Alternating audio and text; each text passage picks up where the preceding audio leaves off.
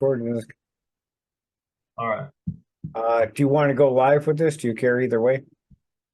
Um, I'm a little hesitant, but you're gonna post it anyway, Yeah.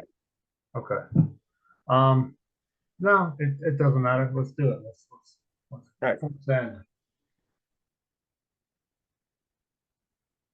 Oh, Facebook. Okay, so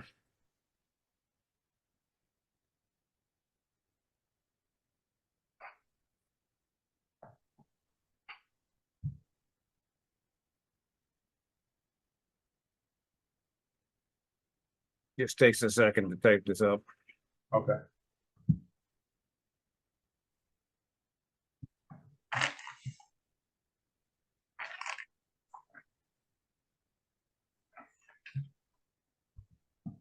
And then if she does get home and wants to join us at any point, then we'll be fine. Okay. Cool. Okay. So, yep, bang, we're live. And let's start from the top. I'll do a quick introduction. My name is Jeff, and this is a podcast that I've labeled "How It Works," which is a phrase coined after a primary reading from Alcoholics Anonymous. But how it works also means to me, in a greater sense, how life works. And, for many of us, we've had struggles in our life, and um, knowing how life works is going to help us achieve some level of acceptance and understanding and coping skills so that we can deal with life, because life is not fair, kind, or just. And I'm here with my friend David, who he and I met in a spiritual group that that I've since been kicked out of, which seems to happen a lot for me, but I'm okay with it now. I'm doing a lot better than I was when he and I first met, and just here to listen to David share his story of experiencing strength and hope, and what he does to cope with reality and the circumstances of his life. So thank you for joining me, David. How are you doing today? Thanks for having me. Glad to be here. I've been following your podcast for a while.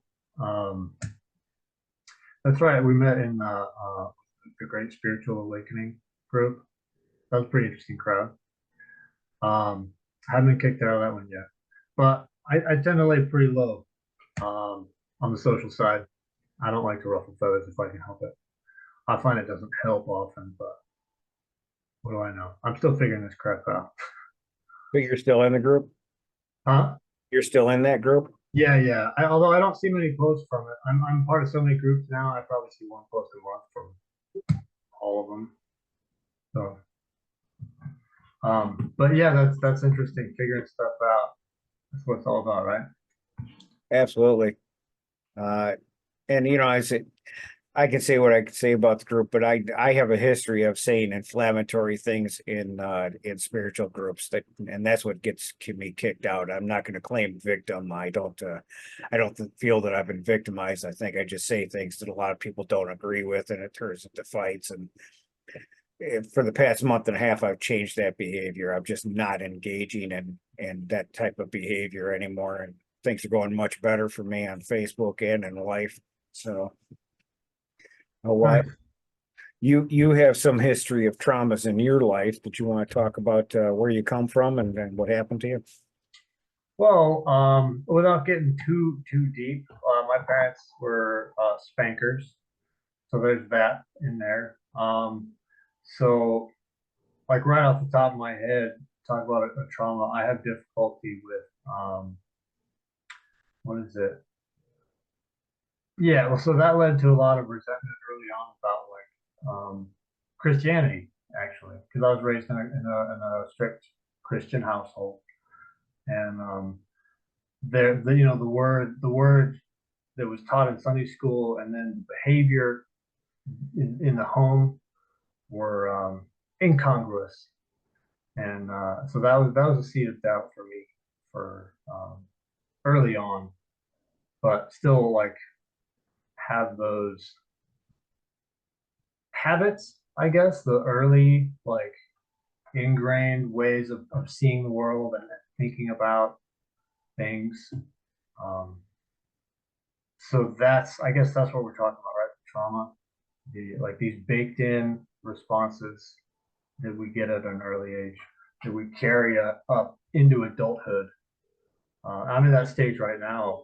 Like some of my survival strategies, I have a very avoidant strategy, for instance.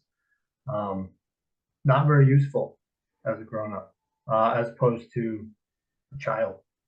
And I've been able to like coast with that method for so long. It's finally getting to the point where it doesn't serve. It's actually working against me.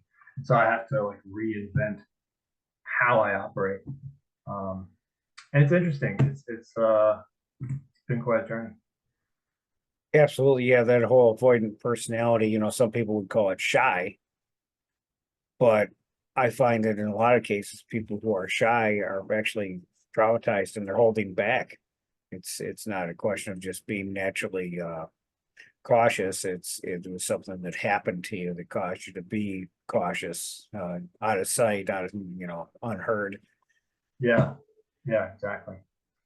So, um, but anyway, as an adult, like I found myself in a job that that meant nothing to me. And now I have to like, I guess, I don't know, I'm trying to find something that means something.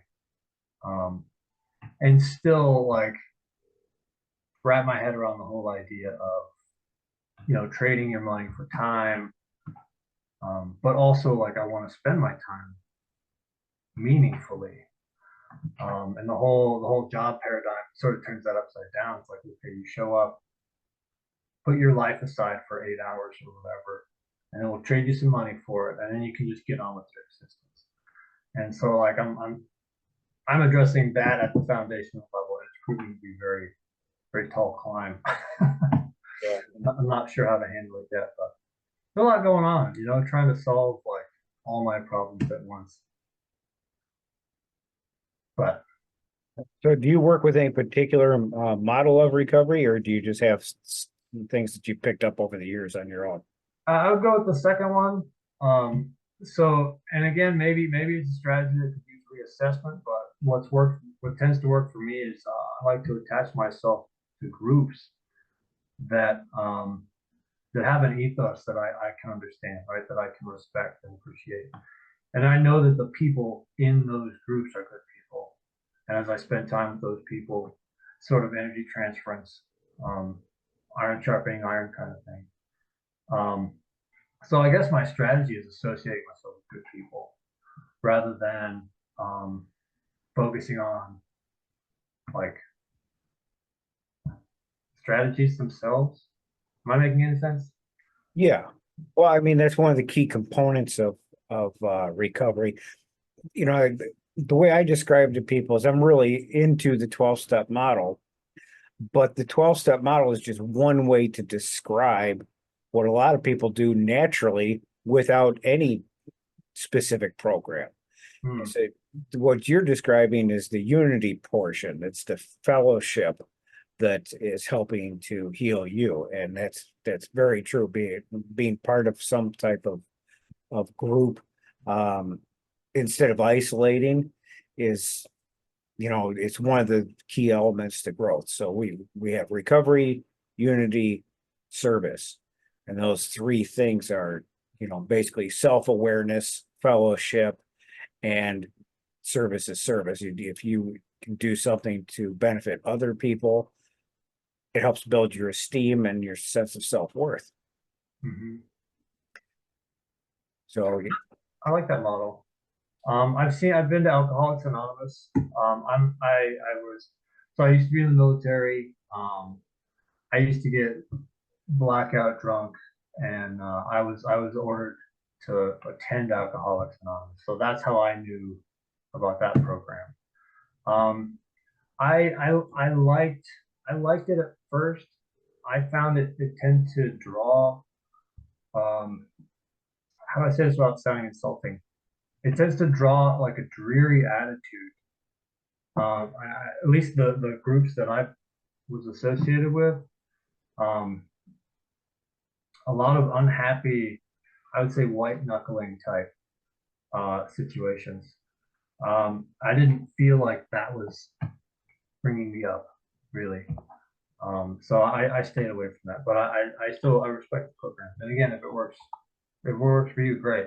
However, Yeah, and I can absolutely validate for you because, you know, I myself spent a lot of years in recovery as a dry drunk, hmm, not fully aware of just how much resentments were destroying my life.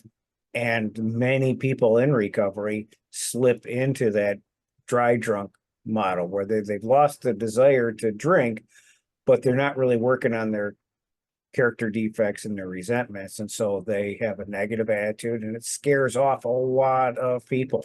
hmm, I feel any of these 12-step programs would be um, more beneficial and more attractive to the outside world if there weren't so many people who were still sick and suffering. But the reality is we are sick and suffering. And I've just come to a stage in my recovery where I can accept those people, knowing that I have been one myself for a long time. hmm, okay. I didn't stay with it very long, maybe about a year. Hmm. Um, and again, I've talked to other people about it, and they've said, "Oh, not the groups I've been in. I've been in some really great groups." So it's just kind of luck of the draw too. Um, Right. so actually, that was sounded like an interesting segue to but what you asked earlier. What topic? What would I like to talk about? And the first thing that came to mind was how does one know? Like, where do you cross that line? If you have this spectrum on this side, you're not an addict. And on this side, you are an addict. Like, how do you know you're on this side of that line? Uh, you're asking me a direct question. No, well, just in general, how does one? Yeah. So the defining factor for me, from my understanding of everything that I've been through, is harm. Uh, if your behaviors are harming you or someone else, then that's a behavior that needs to be addressed. If there's no harm, then there's no need to address it. But also, when there's no harm, there's no motivation to address it either. Unless you're oblivious to the harm. Right, which is what denial is. Okay. And see, when I was active in my addiction, when I was actively drinking, I wasn't thinking about the harm I was causing my family, my career, my friends. I didn't look at those things because I was caught up in the obsession of drinking. I Mhm. was thinking about drinking a lot, most of the day. Whenever I wasn't thinking about what I was doing, I was thinking about what am I going to do for my next drink. And so while I was active in my addiction, I became narcissistic.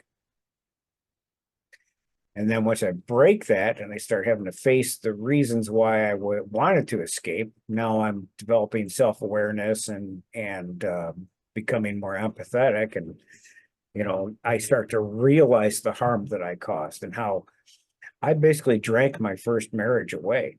Instead of facing the hard feelings and having the tough discussions, I climbed into a bottle and I threw away my marriage. That's the truth. Hmm. And sometimes hindsight is the only way we can see those things, I Yeah, well, and that's the thing. It took me years of recovery before I could face the harm that I caused to my first marriage. And when we were first divorced, I blamed her completely. I said it was entirely her fault. think. Now I don't think that way at all. I have a much different perspective about it. Hmm. Hmm. That's interesting. I was actually I listened to an audio clip about Narcissus this morning. Coincidentally, the was it the myth from mythology? I don't remember where that's Greek or Roman or what, but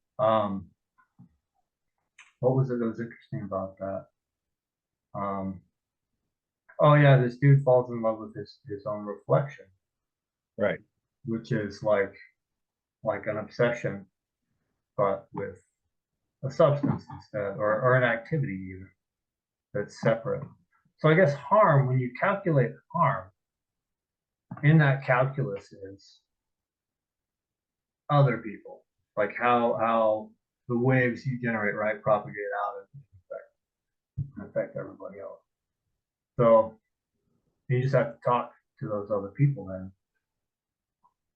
to know, I suppose. You can have frank, honest conversation. I'm just trying to like really the nugget of this exercise is like, when do you know? Are like, because I've seen um there are people who drink socially, for instance, um, and they might even get drunk, right? But they like the next day they're not craving it. You know, the next week they're not craving it. It's like um, they can they have command over that desire control, it seems, which is where does that come from? I guess bigger picture thinking gives you like, if you're, what is this? If you can delay your gratification now, right, for favor of future better gratification, then it makes sense. Yeah. Well, that's a question of coping skills. Okay. And there's this, to me, there's a direct connection between the amount of trauma and the variety of traumas you've experienced and the number and degree of addictions you'll have. Hmm. So those who have higher levels of trauma are going to have more reasons to escape. Sure. Because as you think about the things that are traumatic in your life, they create feelings in you that are difficult to face. And so what I teach people is that all addiction and possibly all mental health problems in general are a response to trauma. Hmm. And so, what are you running from? Now, the people that have less trauma will have less desire to drink. However, alcoholism is a progressive disease. So over a long enough timeline, many or most people will end up experiencing at least a level of alcoholism, maybe a functioning level of alcoholism, where they can still take care of their jobs, take care of their family, pay their bills. They don't get, drunk driving tickets. If they can manage their own lives, then they're high functioning alcoholics, but they're still spending a lot of time escaping reality, which nobody really needs to do. If you learn how to cope with reality, then the desire to drink just goes away. There's no desire there. Hmm. But agreeably, there are some people who can have a healthy relationship with alcohol because they just flat out don't need it. They don't want to get drunk. They don't experience hangovers. They don't miss work. They don't have any of the symptoms of alcoholism, which, basically means that you can't control your drinking under some or many circumstances. Hmm. So I guess, what is the difference between those two types of people? I guess, as you say, it's that ones who have found a way to be satisfied without extra, right? Without additional, without the crutch of any kind of thing. I guess meditation is good for that.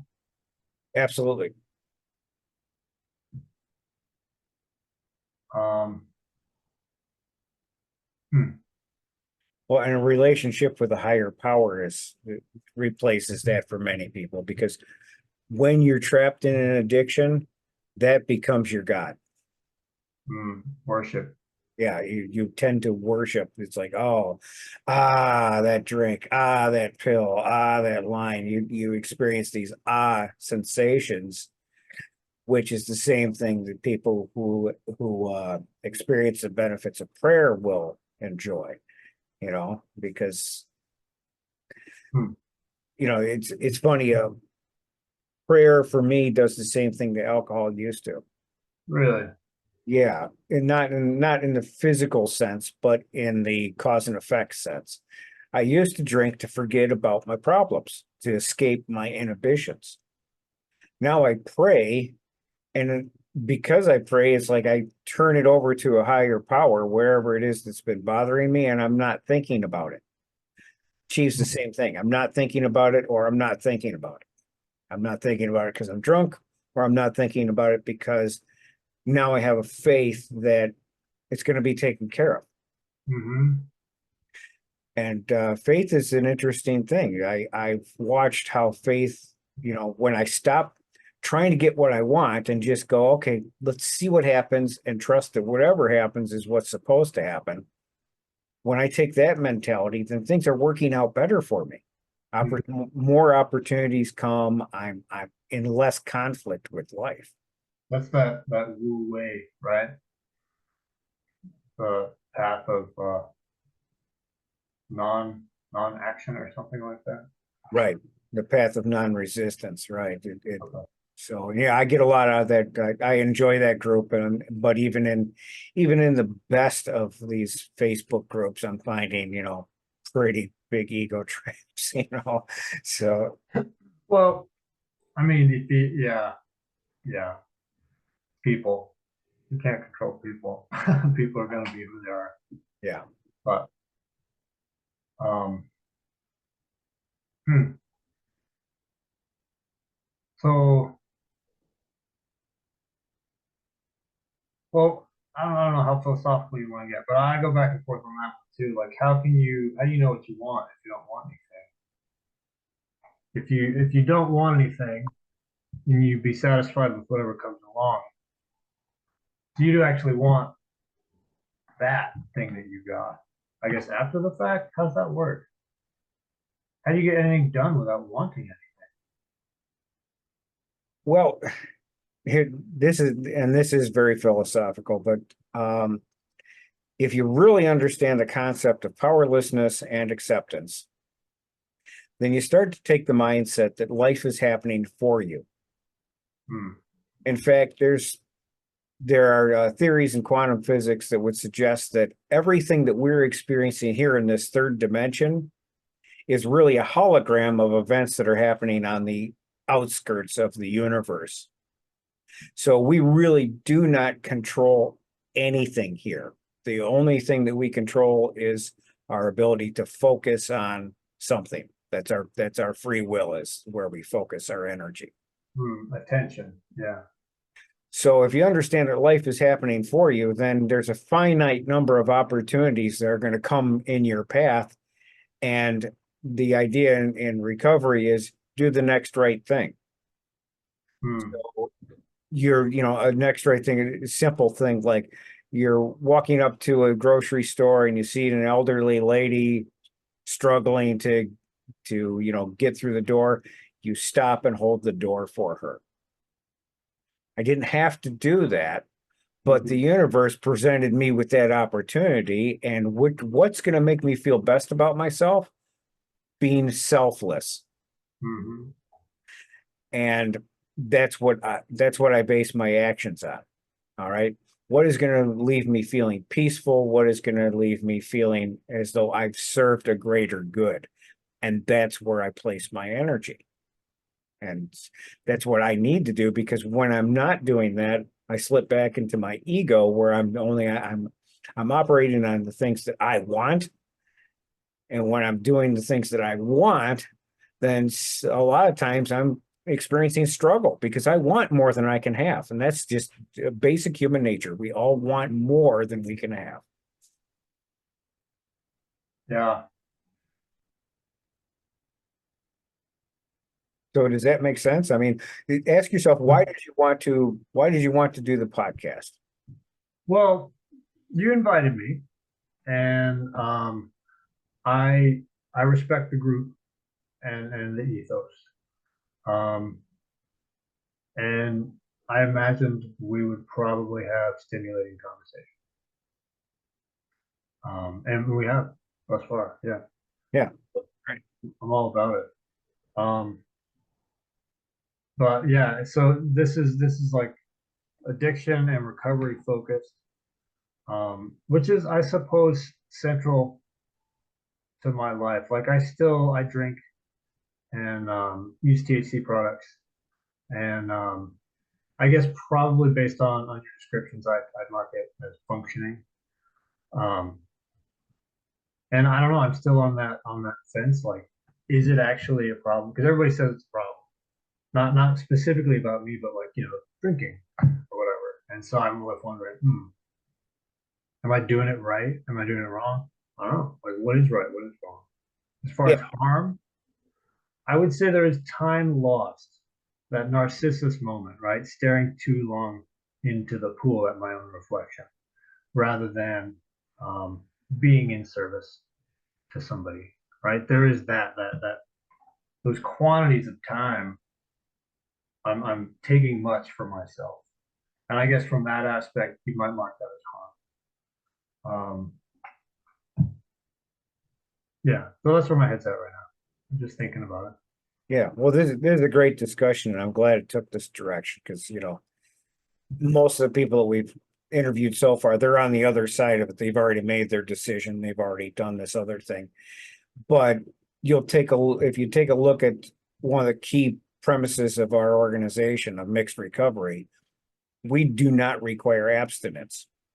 I don't. I'm never going to shame somebody who is still using because I don't know what their level of need, what their level of use, what their level of dysfunction is. It's not for me to say that. The only people who are alcoholics are the ones who admit they are. So it's not a problem until you say it's a problem. Mhm. So you're absolutely safe talking about this. And THC, of all the addictions out there, it's the one that I kind of support. I think that it's the least damaging and the most beneficial. And I'm speaking from personal experience. I spent 6 years day in, day out. I was wake and bake. I was baked all day long, and I was in recovery the whole time too. But there just came a point in my life where it's like I don't need it anymore. And Mm. I let it go, and I let it go using the recovery process. Uh, but like we're saying, if you're not causing yourself or other people harm, then you know, I have tons of addictions. I'm still one of my worst addictions is I drink 2 cans of Red Bull every day. That Mm. stuff is horrible for you, way worse than Yep. than marijuana. Uh, but I that's something I'm hooked on. I'm just an addict. I always got something going. So this is also a segue for something interesting I've been thinking about. Somebody in another group posted uh, recently. He says something to the effect of like, look, maybe addiction never really goes away. The trick is just to focus it on positive things, right? Become addicted to worthwhile things. Like Yeah. if you could say addicted to taking care of people, right? Or um, you know, making amazing things or whatever you can imagine that checks those boxes. The community, and spirituality and all this stuff. And I think about that sometimes, like, and that framing actually might be instrumental. Whereas on the one side, this one paradigm, you're a quote addict, and then you have to beat that addiction.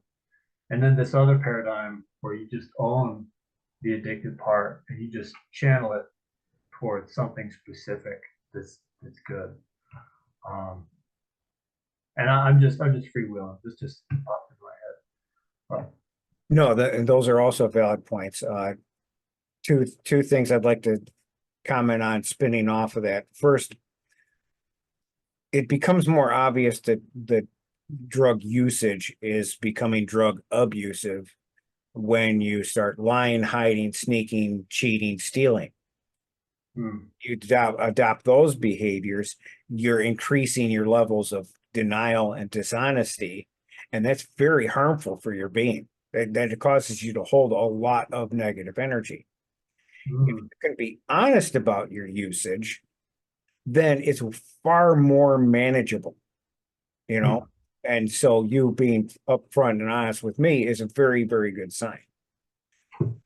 The other thing is, yes, I often say to people, choose healthier addictions. If you have an addictive personality, you're probably always going to have some kind of addiction. So pick healthier ones. And for me, recovery is a huge addiction.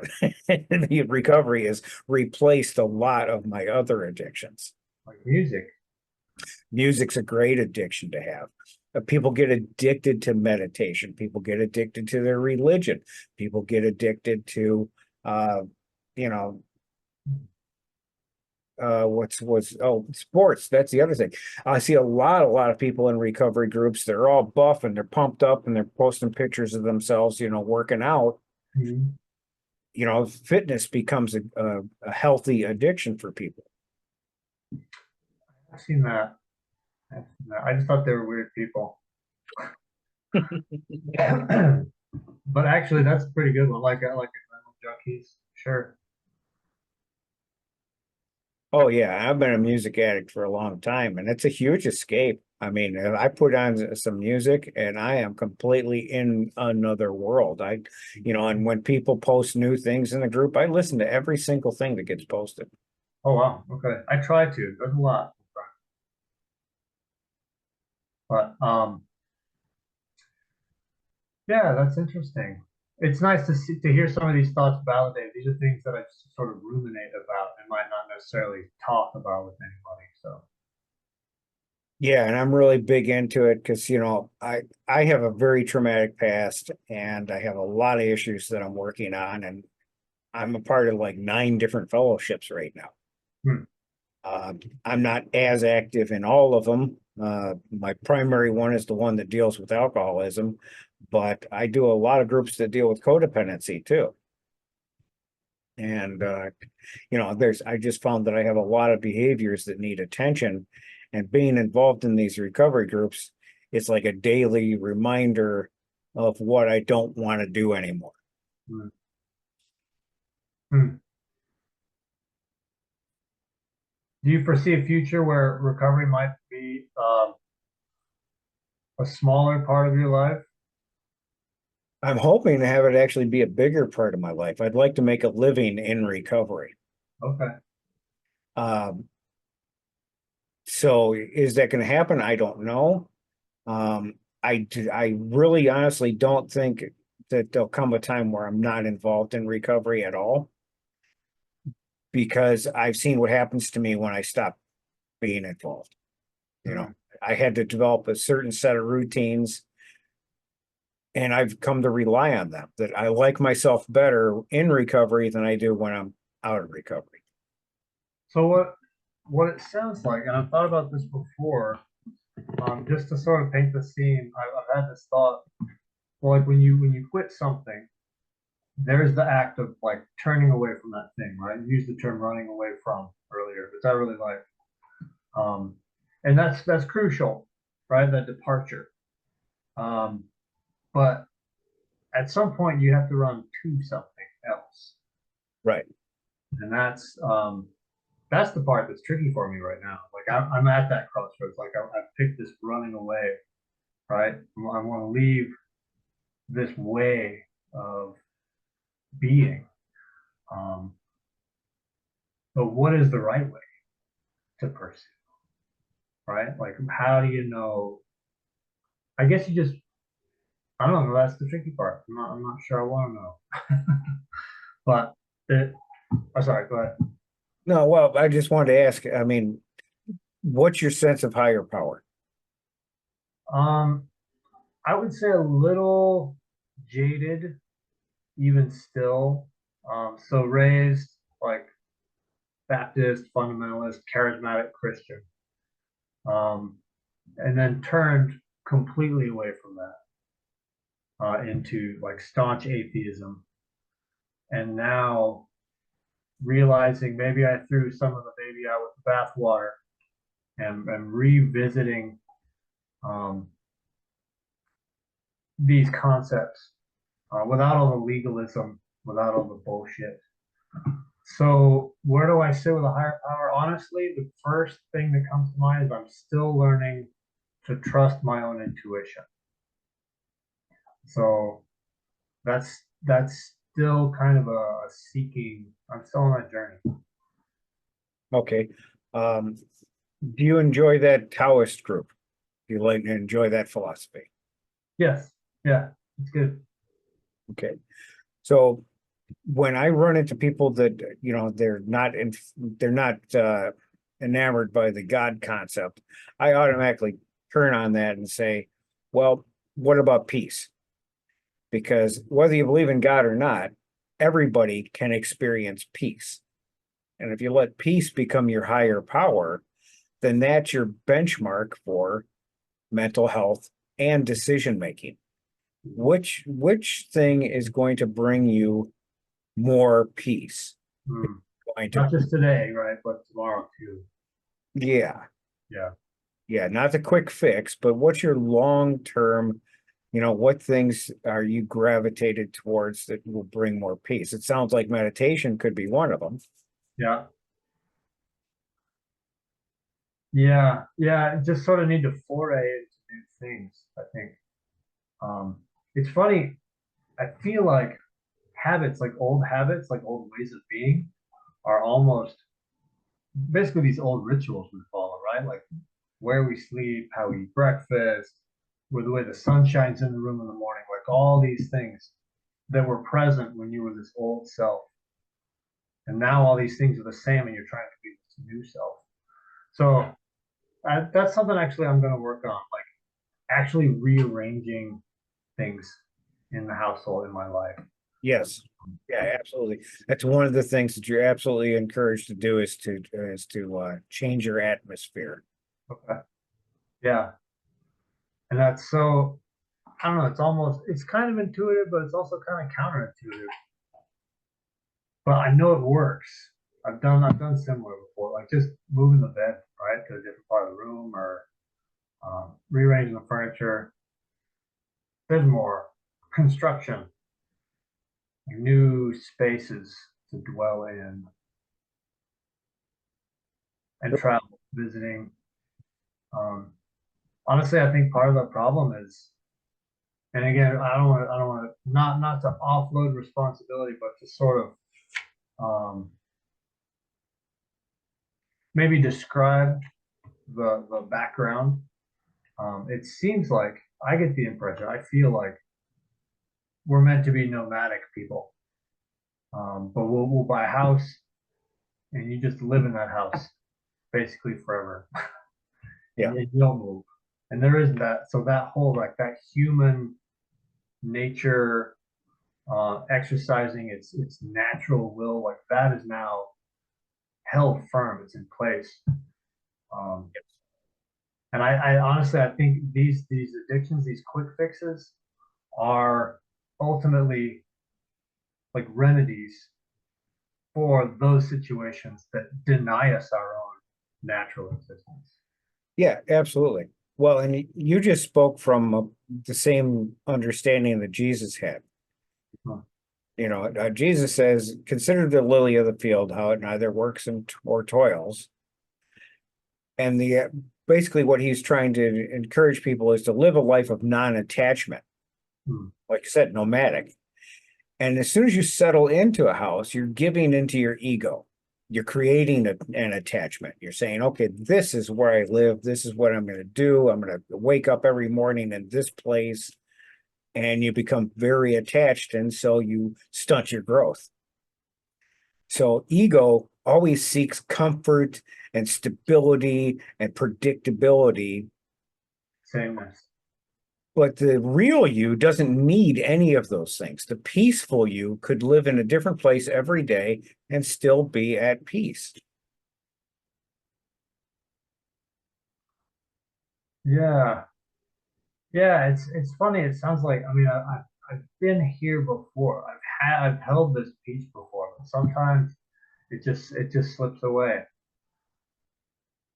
hard to maintain.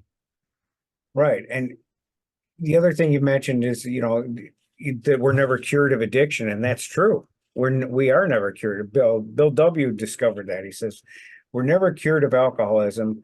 What happens is we're given a daily reprieve based on the maintenance of our spiritual condition. Hmm. I stay sober because I continue to do the things that keep me honest and self-aware. Whole. You don't have that hole you need filled from a bottle. Right. Yeah. Right. And the thing is, we continue to take a personal inventory, and when we're wrong, we promptly admit it. That's one of our maintenance steps in recovery. Hmm. So as long as I continue to be honest, and when I make a mistake, I let people know, no matter what the consequences are, I'm going to like myself better, and I'm going to prevent myself from creating a reason to use. Hmm. Dishonesty, denial, avoidance, these things cause us to have a desire to escape. Yeah, that avoidance strategy, that escapism. So I know I have some ego work I need to be doing for sure. And it's about facing stuff. It's about embracing that confrontation. So Yeah, no, another thing you mentioned that's a higher power for you is music. Do you know how to play anything? I've made some electronic music. I've made a lot of stuff in like digital audio workstations. Um, but it's real basic. Like I can't play in real time. I'll just lay the piano roll out and then let it go, and then mess with the different sound samples and all the various filters and all this stuff. Um, but yeah, I used to play the piano when I was a kid. I don't really feel like I can. Yeah, I can carry tune. I can whistle. So I can create music. Yes. Yeah. Well, that might be one of your self-care things. Hmm. Something to add to your self-care to help you feel a certain way, to help you step out of your ego, but still do something that's productive. You know, it's energy healing. Hmm. If nothing else, music is definitely energy healing. Yeah, yeah, and dance, right? Body mind activities. Yeah, yeah. I'm not much of a dancer, but you know, if it's Prong, Tool, uh, Life, Sex, and Death, something really hard and nasty, I'll dance to it. Or house music. I have those two things I can dance to. Okay. All right. No line dancing. No, no, you will not catch me in a line dance. Not unless I'm trying to impress some girl. Nice.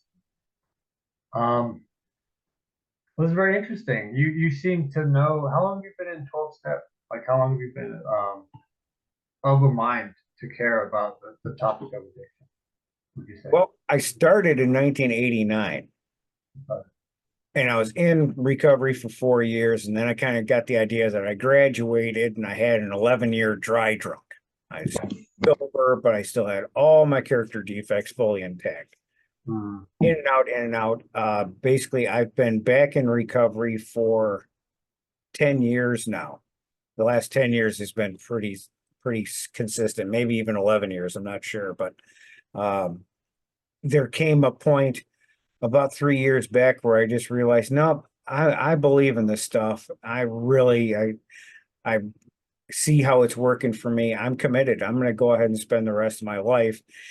And, once you take that turn, you realize that recovery is not just go through the steps, it's developing a whole new lifestyle. And the longer I work it, every time I go through the steps, every time I work with somebody else, I get a more understanding of it. And then I get this passion where it's like, I want to share it with other people. I want other people to experience the relief that I'm experiencing. Because, Hmm. I got really, really sick in 2017. I was completely out of my mind with rage. Hmm. So, from where I was to where I am now, it's like, I did that almost 100% with the recovery and of course working with Selena, who unfortunately wasn't able to make it today. But I think that was kind of kind of a divine intervention. She wasn't meant to make it so that we could have this conversation. Yeah, very good. Um, oh yeah, okay. So we've covered a lot. Trying to think.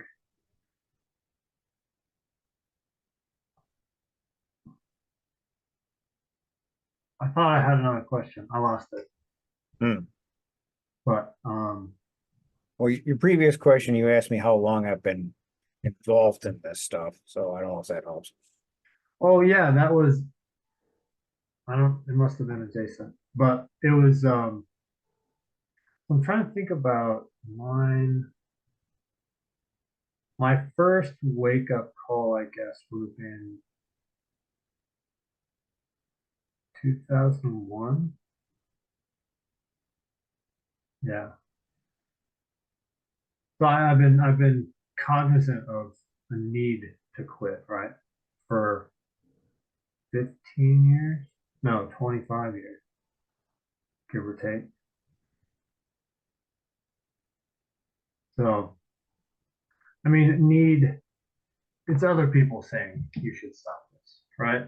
It's always it's not like it's not coming from inside yet. It's all coming from the outside. Does that make sense?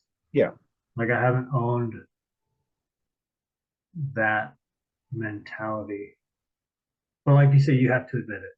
You have to own it before you can do anything with Right. And the question of whether or not you have to do it. I have a lot of friends who are still active, and I wouldn't do anything to change them. I wouldn't try to convince them to quit. Uh, what I tell them is the same thing that I experience. If you work on your self-awareness, and if you continue to, deal with your traumas and serve other people, your desire to use is going to naturally diminish. It it. will become more manageable. Whether or not you quit, who knows? It's because frankly, quitting has a lot more to do with hitting bottom than it does with any treatment model that's available. So unless you have like really hard reasons to quit, where it's just, you have a huge emotional breakdown related to your using, you may never reach that point where you're able to stop. Hmm. But recovery works regardless. It took me 7 years of recovery and a fellowship for codependency before I got honest enough to put down the bottle. I'm just now coming up on 5 years sober here in August, Mhm. but I had 7 years of recovery before I got sober, Hmm. and I wasn't even trying to get sober. It just happened. It just one day I got honest enough to realize I can't do this anymore. Mhm. And that moment's either going to happen for you or it doesn't, but your life can improve regardless. So it's for would you say 12 steps for pretty much anybody? Is what? Pretty much anybody? What was the first part? The 12 steps, would it work? I mean, it sounds like it's kind of universally applicable. Yes, the 12 steps is something that was not invented, it was discovered. Hmm. It's always been there, and it was just worded a certain way. It doesn't necessarily even have to be 12 steps. It can be described in 4 steps. It can be described in 20 steps. It depends on, you know, on what you want to use as the method. But the whole point is getting more honest, becoming self-aware, and doing something to help others, because there's something about being selfless that is very healing. Taking time to do something where you expect nothing in return is something that humans, it's one of our basic needs that it's being neglected. Hmm. And so is the fellowship and the self-awareness. These are things that many people never have any self-awareness. They live a life in total denial, and it might even be a wonderful life. It just depends on how well they were raised. You know, if they didn't have a lot of trauma, then they can go through life as mindless robots, just doing exactly what they were taught, and they don't suffer. But for those of us who are experiencing suffering, self-awareness is key. You know, it can't just be, I tried therapy. I've been to 9 different therapists. I always felt better, but I wasn't necessarily doing better.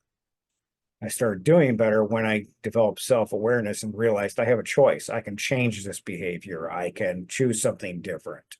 I can work on different aspects of my life and get more balance. So that's what was that? Oh man, that was a pretty complete thought. I had something to add last time.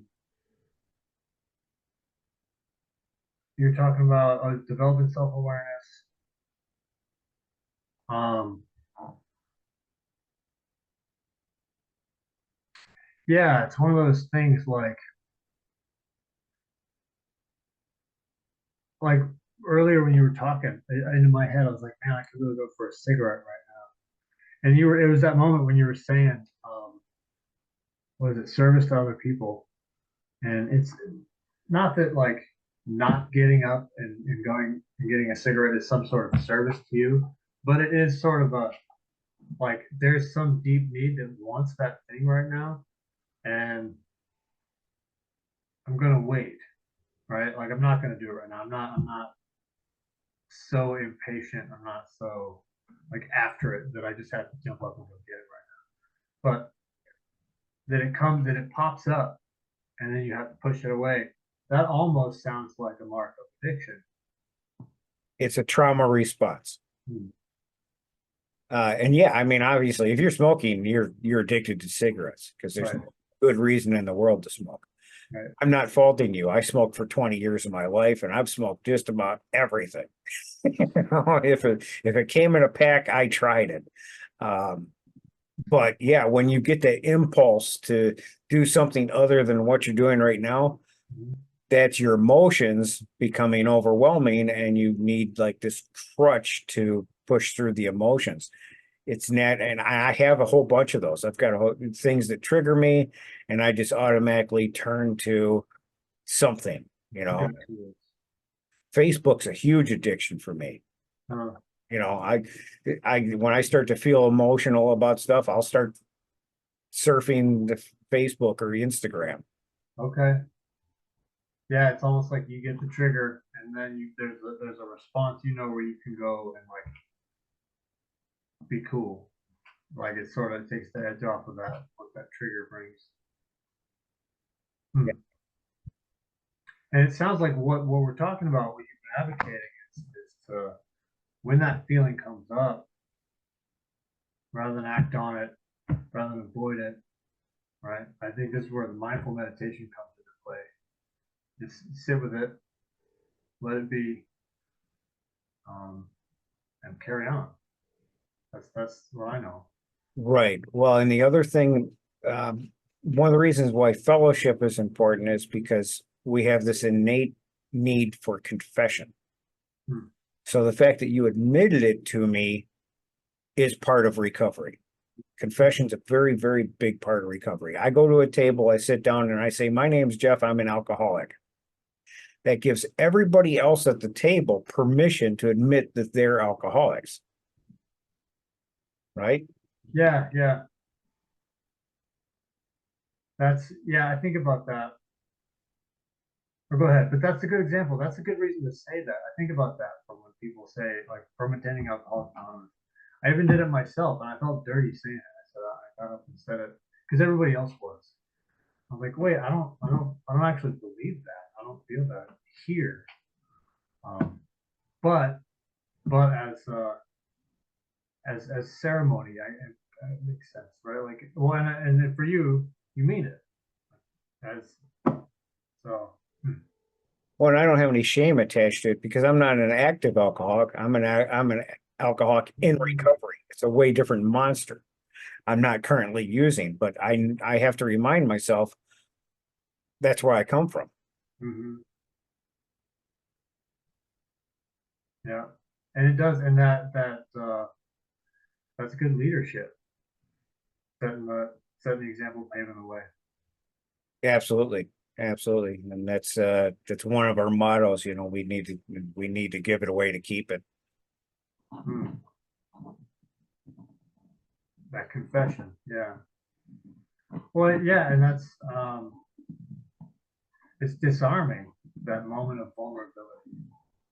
Like, oh, this person has that thing, this other lesser thing that I have is nothing, or not so bad in comparison. Oh, right, right. And I can do that with a lot of things. Sometimes I sit at tables and I'll admit that I'm a convicted felon. Hmm. I'll do it because my empathy allows me to read the other people at the table and go, I am among felons. And so when I admit that I am, now they'll talk about it. Okay. I could bring that out of them. And it's healing for me. You know, it helps me cope with my history. Hmm. If I'm with a bunch of squareheads, sometimes I'll say it just for shock value, but most of the time I keep it to myself. Yeah, it's good for if you're among peers, sure, in that respect. Yeah. And people need to talk about these things. One of the best ways to manage your traumas is to get with somebody who's safe and talk about it. Hmm. You know, it's just something that needs to happen. And that's why I created Mixed Recovery. I wanted to create a bunch of people, a platform where we had a bunch of people who were safe to talk to. Somebody that could approach you and say, look, I'm having a hard time, and they can tell you whatever they're going through, and you just start understanding. You don't try to fix them, you don't try to diagnose them. We're not into psychology at all. We're just into giving people emotional support. And that's right. I remember early on, you have a website, right? And contributors. I know I have a profile on that page. I haven't looked at it much. What's the do you get use? Does that see traffic? No, it needs to be promoted, and I have not been promoting it because I want to have more people on there. Because once you start to promote it, well, then it could run away. Yeah. And just having 5 people isn't really enough to handle it all. But I have a whole bunch of self-awareness tests on the site, and those are getting used. You know, Okay. I get some traffic on that, and I respond to that, or sometimes they get passed along to somebody else. But those are really big deals. It's basically I took the entire inventory process from AA, and I added to it some things that I had discovered from different programs, from different philosophies. And there's just a whole bunch of these self-awareness tests that you can take to help you with your recovery process. And you know, eventually I'm going to spend some money and start promoting the website, and hopefully we'll see some traffic then. What is it? Mixedrecovery.org? Mixedrecovery.com. There's a ton of information there. You could go through it. You could do a lot of self-study and learn about the recovery process. And one of the things I did is I took out all the traditions, and especially that public policy thing, because with the 12-step organizations, the nonprofits, you're not supposed to mention them in public. They don't want to be drawn into public controversy. But Mixed Recovery can. Go ahead, drag me into public controversy. I'll go to blows with anybody on this stuff. Yeah, you're not trying to protect the brand. You're trying to what is it? I don't want to even say sell, but you're trying to spread a message, basically. Right, right. And this early on, they didn't want to fight with the professionals. They wanted to just offer a different mode of healing. And I'm okay with fighting with the professionals. It's if that's what it takes to get the message out there. You see how I promote my model of grieving over the Kubler-Ross model of grieving. I'm very passionate about that. I feel that I discovered something that the professionals missed, and that if people really understood my model of grieving, they would be much better off coping with life, frankly. It's almost got a disruptor feel to it. Like in like startup type, basically coming out with a fresh perspective from the dogmas, right, of psychological industry. Right, right. And I'm saying, if that works for you, great. If it doesn't work for you, come see me because I have something that's proven, and I'm going to put it into a language that's not quite so, scary, because for a lot of the 12-step programs, the literature has a language about it that just is overwhelming for people. It's very dogmatic, it's very religious sounding. And I just put things into plain language so that it's like, this is why I do it. This is why I pray. Whether God exists or not, when I pray, I have less desire to think about things. And when I'm not thinking, when I'm not obsessing, my life goes better. Hmm. Whether God exists or not, it doesn't matter. The point is, prayer works for me because I'm retraining my mind to let things go instead of obsessing about them, which is my basic nature. Hmm. So that's the rub, isn't it? Finding the right prayer to say. Because you don't want to be too specific. You never go too much. But you want to be broad enough to where the good comes out of it that you want. So Right. Well, and that's why I don't, and the things that I write, there's very little personal story. I don't get into, oh, this doctor and this quote and this book and this blah, blah, blah. I condense it down to what do you need to know? Here's the formulas. This is the formula. The grieving process is a formula. If you want to break an addiction to something, you got to let something go. You have to experience this stage called surrender to reach acceptance. If you don't let go, you cannot reach acceptance. There's no way around it. hmm. And it's simple and it's formulated and it's, linear and predictable. I'm going to spend some more time on this site. It's bigger than I remember. Yeah. Yeah. I put some time into it. Nice. Yeah, cool. Um, well, how long did you hope to go today, Jeff? This is about it. Roughly, shows are in the average of an hour. Okay, cool. And we can do this again sometime. Maybe we can meet again in 3 months after you've discovered some things on your own, and we'll revisit these same topics and with a fresh attitude. That sounds really cool. I'd love to. Great. Well, I really enjoyed this, David. And like I said, I think it was kind of, I'm sorry Selena wasn't able to join us, but I think it was kind of a divine intervention that she wasn't. And, it gave us more of a chance to have this one-on-one conversation. I appreciate your time. Yeah, absolutely. Thank you so much, Jeff, for all you do, and real nice to see you. All right, great. You have a lovely afternoon. All right, take care. Bye bye.